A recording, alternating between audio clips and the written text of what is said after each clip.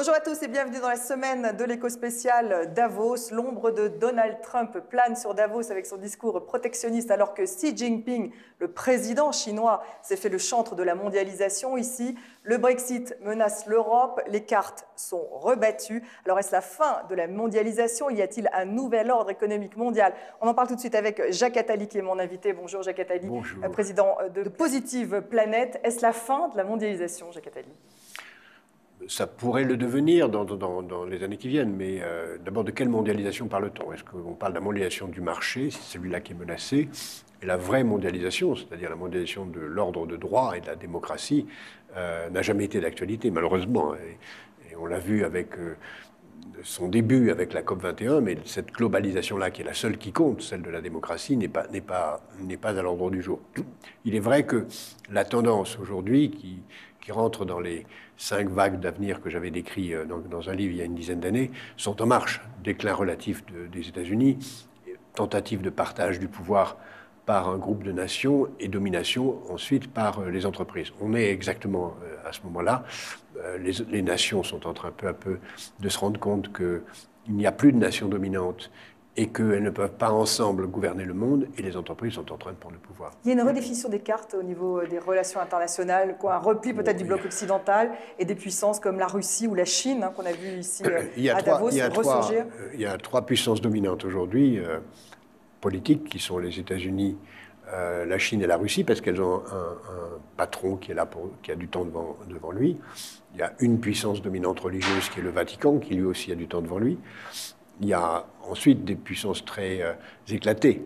Malheureusement pour l'Europe, c'est une année électorale en France et en Allemagne, donc il n'y a pas de patron en Europe.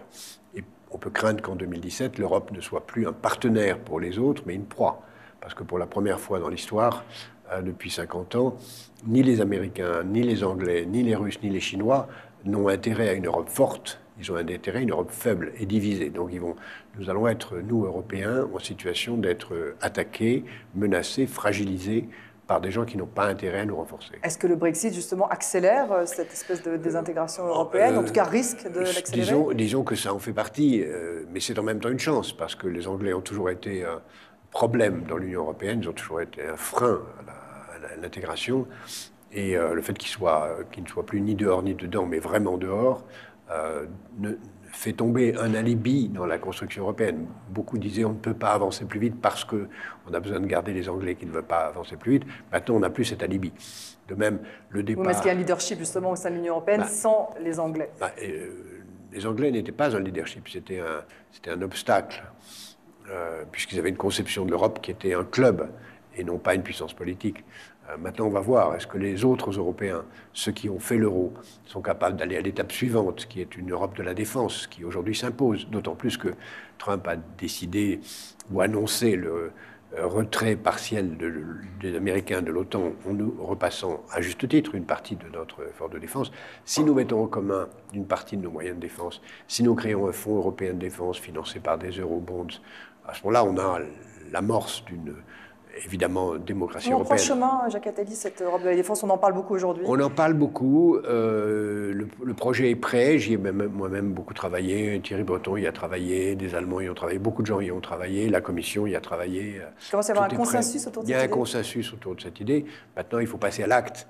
Et malheureusement, ni François Hollande, ni Mme Merkel n'ont fait l'acte politique majeur qui serait d'avancer dans cette direction, qui est nécessaire. Rendez-vous compte. Parce qu'ils sont en fin de mandat? Ils n'ont pas fait non plus ils n'ont pas fait en milieu de mandat non plus. Rendez-vous compte, les États-Unis ont 2 frontières avec le Canada et le Mexique, qui ne sont pas vraiment des ennemis considérables. Pourtant, leur Coast Guards, leur frontière, leur police aux frontières, a un budget de l'ordre de 20 fois supérieur à notre propre Frontex, qui, lui, a à faire face à des frontières infiniment plus variées, plus complexes et potentiellement plus menaçantes que le Mexique ou le Canada pour les États-Unis. Donc, renforcer Frontex, renforcer l'Agence européenne de défense, mettre tout ça sous le contrôle d'un vrai gouvernement européen et du Parlement européen pour en faire une puissance démocratique, c'est notre seul avenir. Si on ne fait pas ça, il y aura une défaisance de l'Europe. L'euro disparaîtra dans 10 ans. Il ne tiendra pas. Et l'Europe deviendra une proie, c'est ce que vous dites. Elle est déjà une proie. Elle est une proie avec toute une tentative de déstabilisation, pas seulement des cyberattaques. De la part des Russes? De la part de tout le monde. Les Américains ont intérêt à une Europe faible. Les Anglais ont un intérêt à une Europe faible dans la négociation. Les Chinois ont un intérêt à une Europe faible. Nous sommes plus, et nous allons voir arriver des entreprises qui vont nous prendre les uns les autres, et c'est le pire signe qu'on peut craindre, qui n'est pas là encore.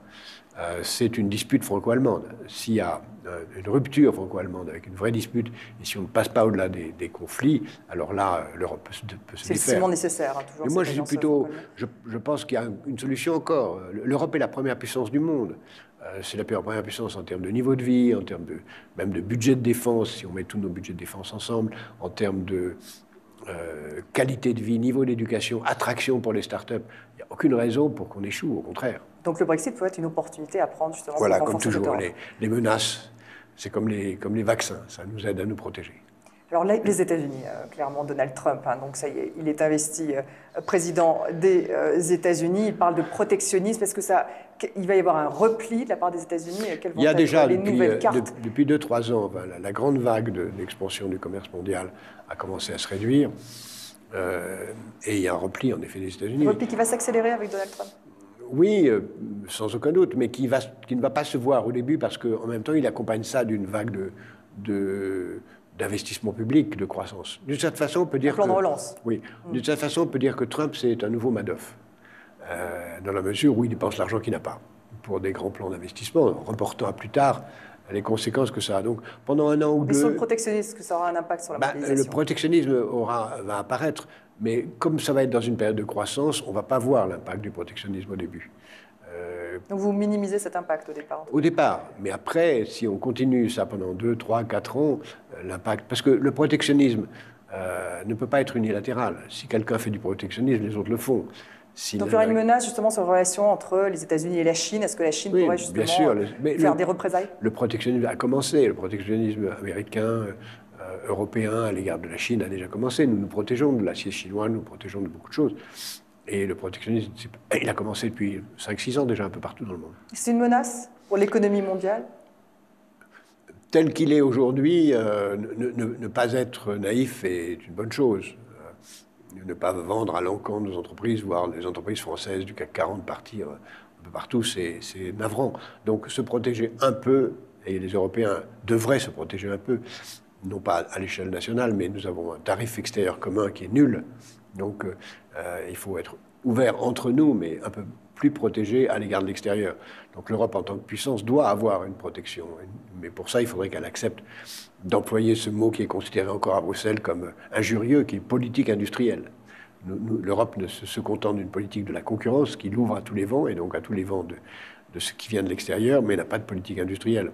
Il n'est pas normal qu'on ait 27 marchés de télécom indépendants et qu'on n'ait pas, dans beaucoup de domaines, créé un vrai marché unique avec une politique industrielle qui y conduit. Ça exige une conception d'une politique industrielle continentale qui passera en particulier par un tarif extérieur commun beaucoup plus élevé qu'il n'est aujourd'hui. Alors Trump sera-t-il tout de même le président de la démondialisation? C'est un terme qui revient en force aujourd'hui. Cette fin de la mondialisation qu'on a connue depuis 20 ans. Encore une fois, il s'agit de mondialisation des marchés. Elle est là, elle va durer, elle va se ralentir. Si Trump est élu et réélu, on pourrait en effet aller dans cette direction. On pourrait aller dans une direction qui serait cataclysmique. Il ne faut pas oublier que c'est comme ça qu'a commencé le XXe siècle. Le XXe siècle a commencé sur une hésitation entre protectionnisme et grande aventure de croissance.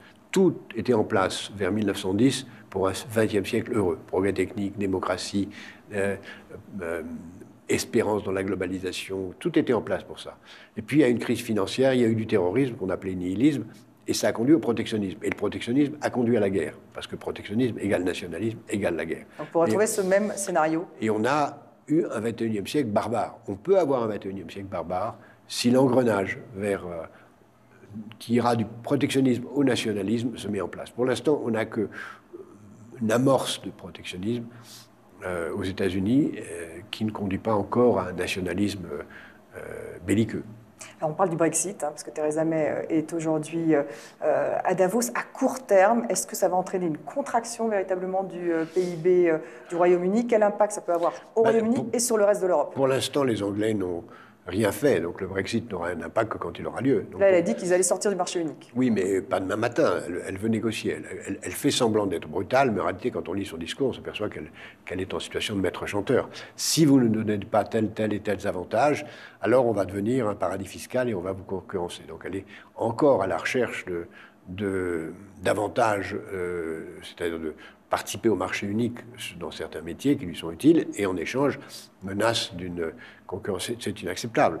Je pense que les autres Européens, l'Union européenne devrait être extrêmement ferme et refuser ce chantage. S'ils veulent devenir un paradis fiscal, grand bien leur face, ce serait mauvais pour eux à long terme. Maintenant, alors, comment ça peut évoluer? Parce que maintenant, ça sera long, parce que la négociation sera longue, et beaucoup de gens vont dire, ben, vous voyez, c'est pas si grave le Brexit, puisque c'est pas grave pour les Anglais, c'est pas grave pour nous, donc on peut faire pareil. En oubliant que le Brexit n'a pas eu lieu. N'a pas eu lieu.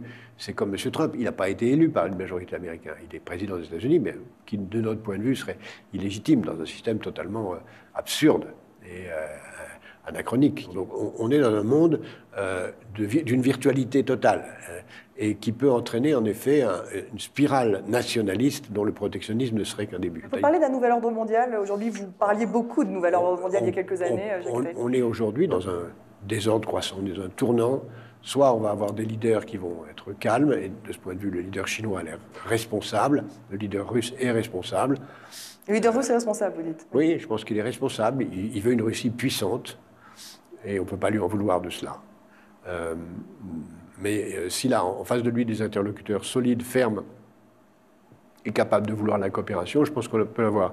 En Europe, on n'a personne, parce qu'on a des élections, et que de toute façon, même avant les élections, même avant cette période électorale, ni M. Hollande ni Mme Merkel ont montré une vision à moyen terme de ce qu'est l'Europe. Ils ont géré ça la petite semaine, qui est tragique. Nouveau désordre mondial. Merci beaucoup, Jacques Attali, d'avoir été mon invité. Merci à vous de nous avoir suivis. Vous restez avec nous pour la deuxième partie de la Semaine de l'Écho.